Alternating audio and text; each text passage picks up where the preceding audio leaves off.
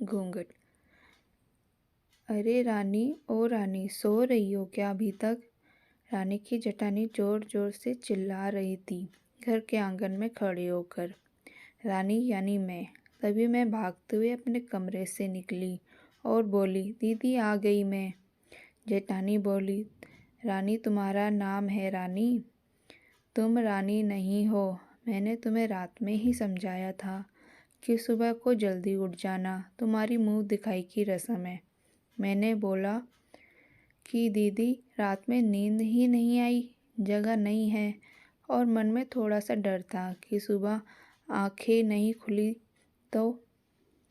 रजनी दीदी हंसते हुए बोली, रानी मेरी प्यारी देवरानी, जल्दी से घूंघट कर लो, अगर माँ जी आ गई तो हंगामा हो जाएगा। मैंने घूंघट किया ही था तभी माँ जी वहाँ आ गई और कड़कड़ाती आवाज़ में बोली, चलो अब क्या यहीं गपशप मारती रहोगी तुम दोनों? हमने चलना शुरू ही किया था तभी माँ जी ने रजनी दीदी के कंधे पर हाथ रखा और बोली, पता है ना कहाँ से जाना है और कैसे जाना है?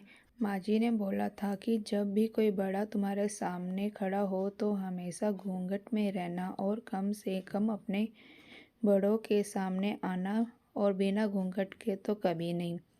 रजनी दीदी कुछ बोली ही नहीं, बस अपना सर हिलाकर हाँ बोल दिया। मैंने भी बस अपना सर ही हिला दिया। माँ जी के जाने के बाद मैंने पूछा, रजनी दीदी आप तो स्कॉलर हो ना, और इन सब चीज़ों को कैसे निभाती हो? रजनी दीदी मुस्कुराई और बोली कि मैं थारे जेठ जी से बहुत प्यार करती हूँ, इसलिए अभी तक चुपचाप सब चीज़ें निभा रही हूँ।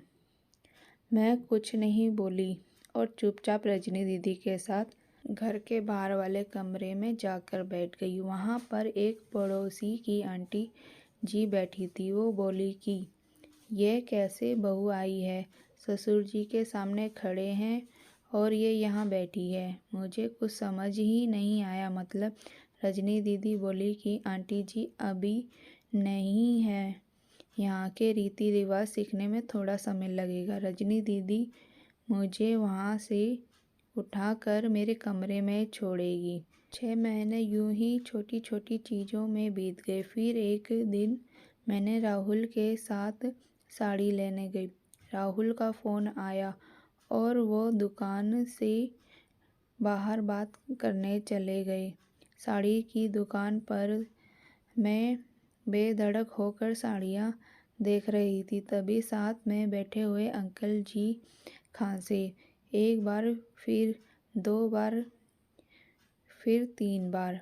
मैंने साड़ी वाले भैया से बोला कि भैया इन अंकल जी को पानी दे दो, बहुत खांसी हो रही है इन्हें।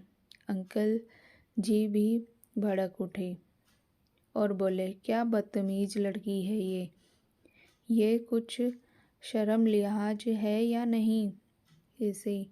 दुकान पर हंगामा देख राहुल बाहर से भागकर अंदर आए और अंदर आते ही अंकल जी के पैर छूकर बोले, मामा जी आप यहाँ? मैं घबरा के दुकान से बाहर निकल आई, एक लंबा घूंघट करके गाड़ी में बैठ गई। राहुल बाहर आया और गाड़ी में बैठकर गाड़ी बहुत तेज़ी से चलाने लगा। मैंने धीमी आवाज़ में बोला, गाड़ी बहुत तेज़ चला रहे हो, कहीं एक्सीडेंट ना हो जाए। हम घर पहुँचे ही थे तभी माँ जी ज़ोर ज़ोर से चिल्लाते हुए बाहर आई, देखो आ गई ये रानी साहिबा, खानदान की इज्जत मिट्टी में मिलाकर। तभी रजनी दीदी आई और बोली, माँ जी मेरी शादी को 6 साल हो गए हैं, मैं अभी तक मामा जी को नहीं जानती, ये कैसे जानेगी? माँ जी जोर से चिल्लाई, देखो कैसे चपड़ चपड़ जवान चला रही है इस रजनी की कभी। राहुल सबकी बात काटते हुए बोले कि माँ ये दोनों सही बोल रही हैं, अगर ये हमेशा घूंघट करके रहती हैं तो ये मामा जी को कैसे पहचानेगी? और माँ, आज मामा जी के फ़ोन पर तुमने पूरे घर में शांति को भंग कर दिया है। ये वो ही समाज है जिसमें सीता मैया पर भी उंगली उठाई थी। पिताजी और जेठ जी ने भी अपना पक्ष राहुल के साथ ही रखा।